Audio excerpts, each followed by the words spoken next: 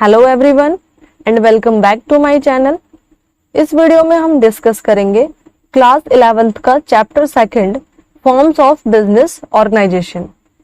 अगर हम कोई भी बिजनेस करने के बारे में सोचते हैं तो हमारे माइंड में ये क्वेश्चंस आता है कि हमें कौन सा बिजनेस करना चाहिए, या फाइनेंस कहाँ से अरेंज किया जाए, या लोकेशन क्या हो। काफी सारे क्वेश्चंस हमारे माइंड में पुटअप होते हैं।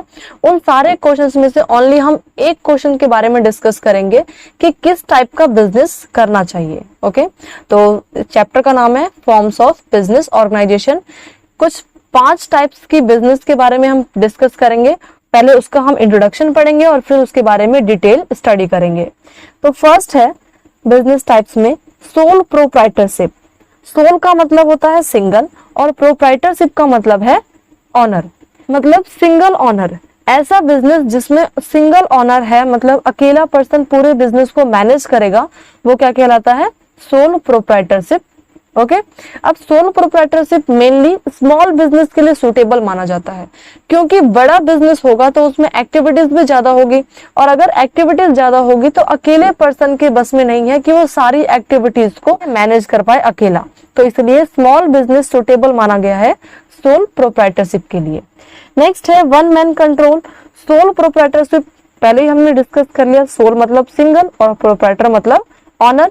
तो सिंगल ऑनर होगा, एक ही पर्सन होगा जिसका पूरा कंट्रोल होगा अपने बिजनेस पे।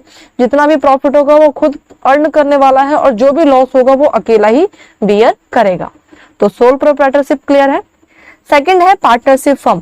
पार्टनरशिप फर्म का मतलब क्या होता है कि ऐसा बिजनेस जिसे 2 या 2 से ज्यादा पर्सन मिलके करने के लिए तैयार हैं, और उनके बीच में कॉन्ट्रैक्ट है कि हमें अपने प्रॉफिट या लॉस को किस तरीके से डिस्ट्रीब्यूट करना है। उनके बीच में एग्रीमेंट है कि हमें अपने प्रॉफिट एंड लॉस को किस रेशियो में डिस्ट्रीब्यूट करना है, या फिर किस पर्सन को क्या क्या रिस्पॉन्सिबिलिटीज दी जाएगी, उससे क्या हम क्या कहते हैं? Partnership firm. Next one is Hindu undivided family. Hindu undivided family मतलब फैमिली बिजनेस है, एक पर्सन कर रहा है, फिर उसका चाइल्ड बिजनेस को संभाल रहा है, फिर नेक्स्ट आगे कंटिन्यू, फिर उस बच्चे का चाइल्ड उस बिजनेस को संभाल रहा है। तो ये क्या है? फैमिली बिजनेस है। Okay, one of the oldest firm. Hindu undivided family बहुत पुरानी फर्म है, काफी सालों से चली आ रही है। ठीक है, नेक्स्ट 2 वर्ड्स दिए गए यहाँ पे, कर्ता और को पार्टनर। कर्ता कौन होता है? जो कंपनी को मैनेज करता है, मतलब जो हेड होता है। जैसे कि अगर किसी चाइल्ड का अगर फादर कोई बिजनेस संभाल रहा है तो वो जो फादर है वो क्या कहलाएगा? कर्ता। ओके, नेक्स्ट है पार्टनर। को पार्टनर कौन होते हैं? जो कर्ता है उसके जो फैमिली मेंबर्स हैं तो वो क्या कहलाएंगे? को partner. Okay, Hindu undivided family का टॉपिक क्लियर। नेक्स्ट है कोऑपरेटिव सोसाइटी। कोऑपरेटिव सोसाइटी का मतलब क्या है? एक ऐसी वॉलंटरी एसोसिएशन जिसमें लोग काम तो कर रहे हैं लेकिन अपने ही मेंबर्स को सर्विसेज प्रोवाइड करने के लिए। कोऑपरेटिव सोसाइटी में जो इनके मेंबर्स होते हैं उनके बीच में कोई डिस्क्रिमिनेशन नहीं होता, जेंडर को लेके या कास्ट को लेके कोई डिस्क्रिमिनेशन नहीं होता। ओके, जैसे कि डेयरी। नेक्स्ट है कंपनी। कंपनी एक आर्टिफिशियल पर्सन है जिसे कि क्रिएट किया गया है। जिस तरीके से कंपनी को जो हम सेटअप करते हैं तो लीगल फॉर्मेलिटीज पूरी करनी पड़ती है, इसी तरीके से अगर कंपनी को क्लोज करना है तो उसके लिए भी हमें काफी सारी फॉर्मेलिटीज पूरी करनी पड़ेगी। ओके, ऐसा नहीं है कि अगर हमने कंपनी आज सेट की है तो अगर हमें 10 दिन के बाद लगता है कि हमारी कंपनी नहीं चल पा रही तो हम इसे क्लोज कर देंगे एकदम से, ऐसा नहीं होता।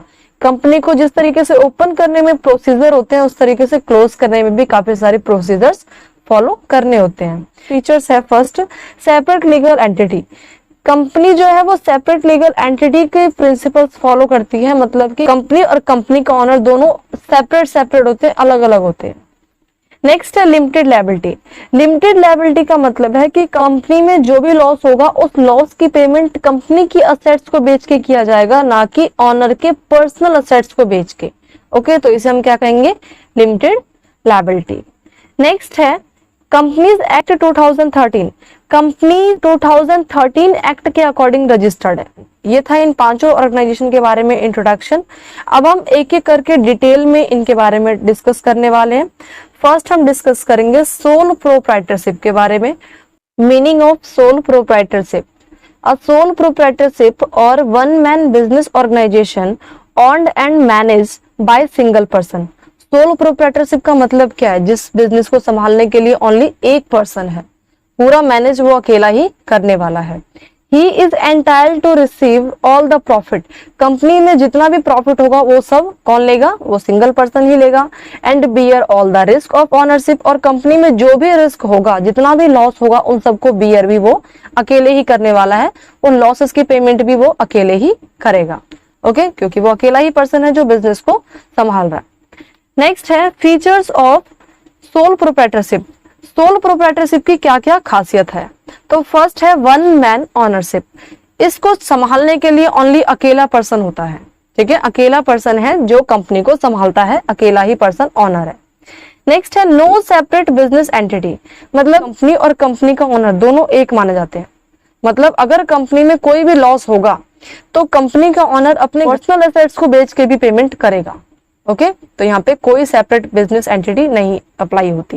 नेक्स्ट अनलिमिटेड लायबिलिटी, जो भी हमने डिस्कस किया कि अगर कंपनी में कोई भी लॉस है तो कंपनी के तो एसेट्स को बेचेगा ही। अगर भरपाई नहीं हो पाती उन लॉसेस की तो पर्सनल एसेट्स को भी बेचना पड़ जाएगा। नेक्स्ट फ्यू फॉर्मेलिटीज, कंपनी को सेट करने में काफी सारी फॉर्मेलिटीज पूरी करनी पड़ती है, लेकिन सोल प्रोप्राइटरशिप के केस में ज्यादा फॉर्मेलिटीज पूरी नहीं करनी पड़ती। कुछ डॉक्यूमेंट सबमिट करने पड़ते हैं और बिजनेस सेट हो जाता है। Next no sharing of profit and loss. Single person जब कंपनी को मैनेज कर रहा है, अकेला ही वो कंपनी का ऑनर है, सारा कंट्रोल उसके हाथ में है, तो प्रॉफिट एंड लॉस शेयर क्यों करेगा किसी के साथ? तो no sharing of profit and loss. Next हम डिस्कस करेंगे advantages of sole proprietorship. Sole proprietorship के फायदे क्या है?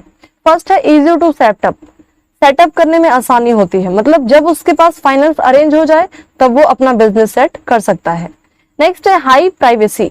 हाई प्राइवेसी तो होगी ही, क्योंकि जब वो अकेला पर्सन है तो उसे कोई भी इंफॉर्मेशन लीक होने का डर भी नहीं होगा। ठीक है, तो ये क्या है? हाई प्राइवेसी है। Next direct interaction with the customer. Soul proprietorship के केस में ऑनर का डायरेक्टली इंटरेक्शन हो पाता है अपने कस्टमर के साथ में, क्योंकि सोल प्रोप्राइटरशिप तो सुटेबल होता है स्मॉल बिजनेस के लिए, और स्मॉल बिजनेस के केस में ऑनर अपने कस्टमर के साथ डायरेक्टली इंटरेक्शन रखता है। Next prompt decision. Soul proprietorship के केस में उसे किसी मीटिंग अरेंज करने की रिक्वायरमेंट नहीं होगी, वो जब चाहे किसी भी टाइम पे घर पे हो या ऑफिस में हो वो डिसीजन ले सकता है कंपनीज के रिगार्डिंग। नेक्स्ट है इजी डिसोल्यूशन। सोल प्रोप्राइटरशिप के केस में अगर ऑनर ऑर्गेनाइजेशन को डिसॉल्व करना चाहे तो इजीली डिसॉल्व कर सकता है, उसे कंपनीज की तरह फॉर्मेलिटीज पूरी करने की जरूरत नहीं होती। नेक्स्ट हम डिस्कस करेंगे disadvantages of sole proprietorship. First है लिमिटेड स्किल्स। अगर अकेला पर्सन पूरे बिजनेस को मैनेज कर रहा है तो ऐसे तो पॉसिबल है नहीं कि अकेले पर्सन के पास सारी स्किल्स है। कंपनी को किस तरीके से मैनेज करना है, किस तरीके से रिसर्च वर्क करना है, या फिर किस तरीके से मार्केट को एनालाइज करना है, तो इसलिए क्या कहा गया है? Limited skills. नेक्स्ट है अनलिमिटेड लायबिलिटी, मतलब जितनी भी लायबिलिटी होगी वो ऑनर को अकेले बियर करनी पड़ेगी, और अगर वो कंपनी के असेट्स को बेच के पेमेंट नहीं कर पाता तो उसे अपनी पर्सनल असेट्स को ही बेच के पेमेंट करना होगा। तो इसलिए इसे क्या कहा गया है? Unlimited liability. बट कंपनी के केस में ऐसा नहीं होता। नेक्स्ट है लिमिटेड सोर्स ऑफ फंड। अगर अकेला पर्सन किसी बिजनेस को संभाल रहा है तो वो कहाँ से फंड अरेंज कर पाएगा? या तो अपने घर से पैसे लेके आएगा, या फिर बैंक से उधार लेगा, किसी रिलेटिव से लेगा, तो उसके पास जो फंड को अरेंज करने के जो सोर्सेज हैं वो लिमिटेड हो जाते हैं। वही अगर 10 पीपल अगर मिलके किसी काम को कर रहे हैं तो 10 पीपल का अलग अलग एरिया होगा, अलग अलग सोर्स होगा फंड को अरेंज करने का, तो हो सकता है कि फंड ज्यादा अरेंज हो पाए। बट अगर सिंगल पर्सन फॉर्म स्टार्ट कर रहा है और मनी अरेंज कर रहा है, फंड अरेंज कर रहा है, तो उसके लिए उसके पास लिमिटेड सोर्स होता है। नेक्स्ट है lack of continuity. Sole proprietorship के केस में कंटिन्यूटी की कमी होती है। सोल प्रोप्राइटरशिप के केस में क्या है कि सिंगल पर्सन बिजनेस को मैनेज कर रहा है, और अगर उस पर्सन को कुछ हो जाता है तो उस केस में कंपनी को क्लोज करनी पड़ेगी। तो यहाँ पे क्या कहा गया है? Lack of continuity. बट वही अगर पार्टनरशिप फर्म है या कंपनी है तो उसमें काफी सारे ऑनर्स होंगे, काफी सारे पार्टनर्स होंगे। एक की अगर डेथ हो जाए या फिर कोई अनसाउंड माइंड हो जाए तो उस केस में बाकी पार्टनर्स उस कंपनी को कंटिन्यू चला सकते हैं। बट सोल प्रोप्राइटरशिप के केस में क्या है कि अगर उस पार्टनर की डेथ हो जाए या वो पार्टनर पागल हो जाता है तो उस केस में उस कंपनी को क्लोज करना पड़ता है। ओके, आई होप आपको ये टॉपिक क्लियर हो गया होगा। अगर आपको ये वीडियो हेल्पफुल लगी हो तो प्लीज इस चैनल को लाइक, शेयर एंड सब्सक्राइब करना ना भूलें। Thanks for watching.